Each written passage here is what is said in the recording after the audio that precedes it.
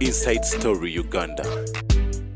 Real source of There political are updates. civil groups coming in, including your very own PLU, Democratic Alliance coming in there. In hindsight, this is an electoral year. What do you see? Can I first be allowed to respond to some of the issues that were raised earlier, then I come to Yes. this politics. I want to come to the issue of the new management at KCCA. I don't want us to create a false impression that the problems of Kampala begin with the administration of KCCA. No, it's not. Because the bad roads in Kampala, you can as well change and bring Elon Musk and Bill Gates and Mark Zuckerberg to run Kampala. For as long as you don't give them money, they will not fill potholes. It's that simple. So the previous management, the new management that is coming in, I think are irrelevant to the crisis in Kampala. They may fix small tactical issues here and there, but without government of Uganda making it a priority to fund the capital city of the country, Kampala will remain the garbage dump that it has become. You see, when NRM took over power in 1986, the GDP of Uganda was, I think, 2.1 billion. If you adjust it to inflation to 2024 prices, About $3.5 billion.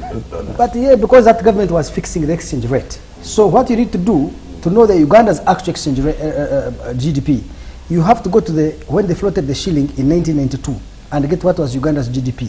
Then begin calculating the growth from 86 to 92, it will go back to about 2.1 billion. You adjust it to inflation, it comes to about 4.5 billion in 1986. In 2020, for prices, Uganda's GDP right now, okay, by October 2023, IMF was saying 58 billion. Uganda government, I think, says 56. I use IMF figures so that I can have one consistent reference point. So it's 58 billion. So the economy has grown 12 times, right? The population has grown barely 3 times because three and a half times. So this has been phenomenal success. What I cannot understand is how the growth, both in revenue per capita, income per capita, and overall size of the economy, is not reflected in the quality of the capital city, because 64% of Uganda's GDP and 75% of Uganda's total tax revenues are generated from Kampala, Wakiso, and Mukono districts. Yeah. So you need to, so in other words, the most productive citizens of Uganda, when I talk of productive, I mean productivity, output per unit, labor input, right? A peasant cultivating in their garden may produce a value of 10,000 shillings for a whole day of cultivation. And a person using their brain here in Kampala on a computer may generate maybe $1,000. This is 4 million worth in a day. So you need to make these highly productive people be able to move from home to office, and because they use creativity and intellectual talent as their primary driver, not manual labor, they need an environment that reduces their stress so they can think creatively and do better. If you are stuck in traffic in the morning 2 hours, in the evening 2 hours, That's 4. then those are 4 hours, those are 4 man hours lost out of daily output. But you're not losing all of that. When a guy enters office when he's stressed, he cannot work to his optimum capacity. Maybe they work at 30% because they're stressed. They have fallen into potholes. Their car is filled with garbage. Then the shock absorbers are broken. Either they're in the garage, because if they're not in the garage to fix the shock absorbers, the mechanics will steal parts. I mean, this government has created a disaster for its economy. So it is just a self-defeating neglect of Kampala, because Kampala is the goose that lays the golden egg of growth and even revenue that finances the other priority needs. What I cannot understand is how the whole country, if Museveni is the problem, how can it be that permanent secretaries, MPs, all of us elites somehow have bent to the will or incompetence or disinterest, because it's not really incompetence, I think Museveni is not interested in Kampala, of one 80-year-old man. That is a problem one I wanted to point out. That the new management of KCCA, I want to tell you as you come in, I have so much sympathy for you, because they will throw you into a boxing ring with your hands tied behind, and you will not be able to box anybody there. You will just have a salary and that's it. 2, rationalization. Please don't think too much about rationalization, because if we were to go on the drawing board, we should ask ourselves, okay, you want to carry out rationalization in order to save money, to increase government performance. How much money is likely to be saved that was being spent on these bonds? From the government, they say 1 trillion shillings. Really? You find out. Find out. But please don't listen to government. It is likely they're not even going to save 200 billion. In any case, if government of Uganda is serious about containing runaway expenditure, this country, in the last 2 years, we have given Magola 736 billion. Am I wrong? 736 billion. 780 billion for The pharmaceutical plant, which we are not sure it will come out. But even when we paid his loans, ask Equity Bank, he has not. He colluded with people in the Ministry of Finance. Instead of sending money to Equity Bank, he sent it to, I think, Eco Bank and put in a fixed deposit. He has not even paid the debts, which we gave him money to pay. We have given 560 billion to Atiak Sugar. Everybody will tell you, you can even spend 10% of that money and have a sugar factory, or maybe 20%. We invested 200 billion in Rocco when it had already gone bankrupt. We have got 1.3 trillion pumped into a hospital we don't need. We have just refurbished Malago. Why not improve the quality there? Why go build Lubon? The other country is building another highly advanced hospital. Why? So it is not that the country doesn't have money to build roads. In Kampala, they're just throwing the money all over the place. And they're not using it properly. So the second issue is rationalization is a struggle over power. That power had shifted from ministries to these agencies. These people are struggling to bring power back. And they're trying to say there is money to be saved. I'm willing to go sit down and calculate how much they were spending on each of these boards. Are they saying that they're going to fire all the workers? No, actually government has a duty to So if the government is going to absorb them, is it going to cut their salaries by 90% and make them paupers? You're going to get engineers and pay them nothing? Anyway, the rationalization is poorly thought out. I don't mind them taking these functions back to ministries if the ministries are well organized and people are properly incentivized to do good work. But it is not true that they will be saving money, because how much does a board, even if there are 100 agencies you are closing, how much does it cost to sustain a board in a month or in a year? It can't even be a billion, trust me, it can't even be a billion for a board. So if the maximum they can do is 100 billion, you get what I mean? Anyway, that 100 billion does not exist. The third point I wanted to raise is if Museveni seriously takes rationalization, why is he creating all these agencies at the State House then? These new functions. And it's not even the money he's spending there. It is a duplication, triplication, even quintuplication of service. You have IGG, you have PPDA, you have Parliamentary Oversight Committees, you have Anti-Corruption Office, you have Crime Intelligence, you have crime investigations, you have ISO, CMI. We have investigations of corruption everywhere. Why? Why can't you begin by stopping there? Then we can understand, why are you dividing every village into a district and creating a stadium-sized parliament and a cabinet that can fill Nambole? I mean, these are the things, and it's not even the money. People think that those things take a lot of money. It is simply that they create too much redundance and political patronage. That is not necessary. What this country needs is to have a government. By the way, I should tell you, I don't even think that we have enough employees of government.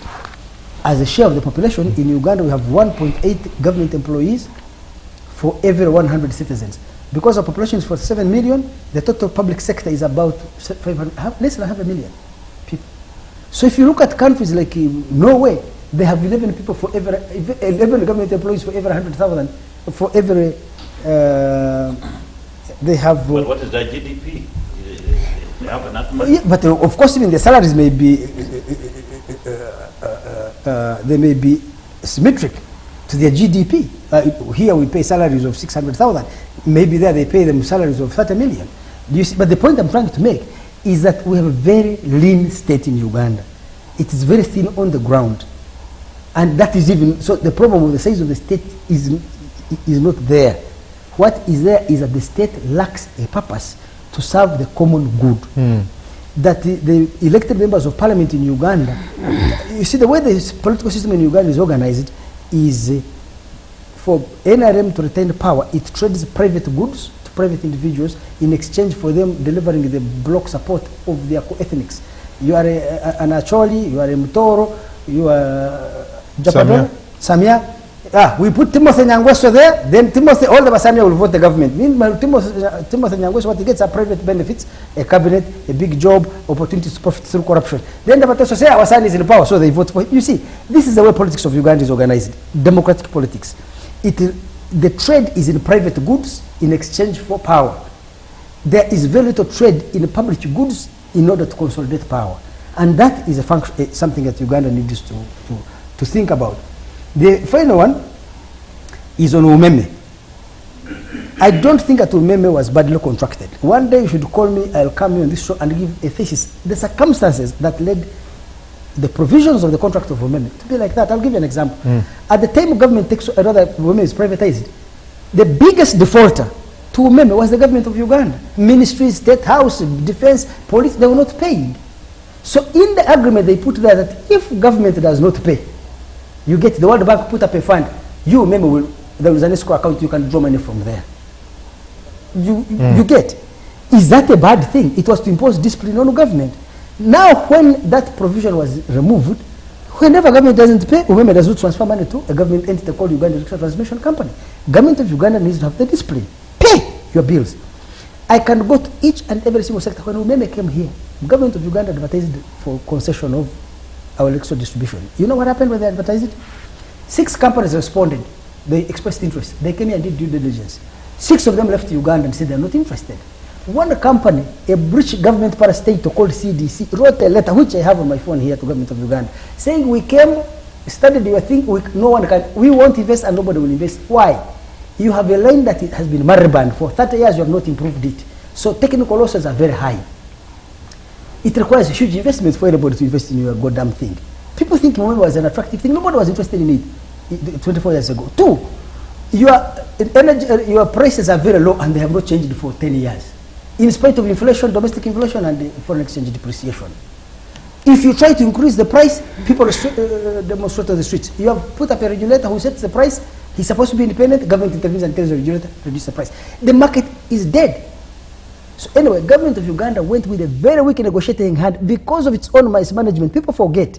So what Umeme Kemo did, it reformed the energy distribution sector in Uganda.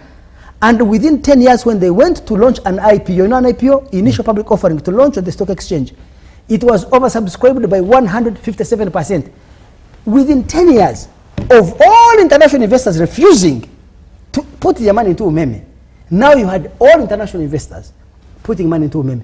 The second public offering, when it came, of the 10 leading firms that were willing to buy into Umeme, these were equity funds. Their combined amount of money, funds under management, was $1.6 trillion. Uganda's GDP is 58 billion. So what you can hang me, I can tell you Umeme has played a fundamental role in making the electricity distribution market in Uganda highly attractive. So what is the problem of electricity pricing? Omar, let me explain to you where the mistake is.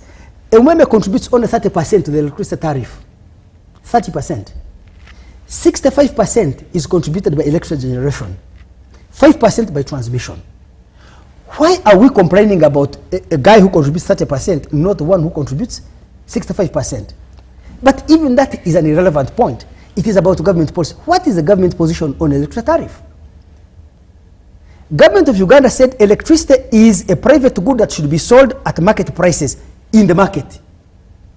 It should be sold at prices where you can recover both your operation expenses and your capital expenditure and make a profit on it. That is the government policy of Uganda. So we proceeded to use market dynamics to price electricity. The result is electricity became very expensive. Across Africa, with the exception of Seychelles, all African countries subsidize electricity. They consider it a public good, the way you look at the road. Do you people pay to use the road? Do you, and a lot of other public infrastructure like health services, education services are provided largely for free. We don't pay teachers in the government schools. You get it? So government can make a decision and say, electricity is a public good. We need it for purposes A, B, C, D, F, G. So we will subsidize the price of electricity. The consumer does not need to pay for the total cost of capital investment, the total cost of financing cost, which is interest on loans, plus operating expenses. The consumer will pay for only operating expenses. That's a policy decision. It's not a Umeme decision. Okay. Umeme does not set electricity tariffs. Umeme, they are set by ERA, Electricity Regulatory Authority, and a policy that this is a commercial pricing. Now, let me come to the issue of government taking over Umeme through UEDCL. They were owning Umeme, these people, through UEB. Do you remember UEB? Mm-hmm. You would apply to get electricity in your house, pay a bribe, wait for 2 years, they will not bring a line there. They are not filling potholes in Kampala. First of all, I believe government should control things like this. But I'm dealing with a generic government. I want to deal with a specific government called a government of Uganda led by NRM and Yoweri Museveni. Potholes everywhere. So tomorrow, they will not invest in poles to take electricity to your house. They will not invest in transformers to ensure that the electricity is stabilized. They will, when it comes to procurement of anything, they will be involved with IGG, PPDA, Parliament will make a speech. There will be so many quarrels, it will last 10 months, 2 years before they can do anything. Because guys, you need to understand the government we are facing. In 2015, that's exactly 10 years ago, I Andrew Mwenda, chaired an investor conference on the Jinja Kampala Expressway. When it finished that conference, commencement of construction was supposed to be 2019, completion 2024. Have they awarded the contract to build the Jinja Kampala Expressway? No. You get it? You are telling me this people are the one who's going to be investing in electricity distribution in a timely manner? So let me continue, guys, because you see. Just 1 minute. I think on matters electricity, we need a special day. Yes. Electricity. I have a lot to say about that, because you see what has happened in the past. Many of these so-called investors came and took advantage of Uganda when we were at our lowest. I give you an example of Jagali. They came, they said, we cannot invest the risk for us. In fact, government of Uganda put its own money there, about $90 million, to start even building Bujagali. These guys came with very little money, but you need to see the contract. Okay, I'm going to make sure that this is just like Omeme. Yes. Bujagali took advantage of Uganda. We did an investigation. They owe us 1.2 trillion shillings. They have not paid a penny. We pay $5.5 million every month. We should be paying 3. Okay. I've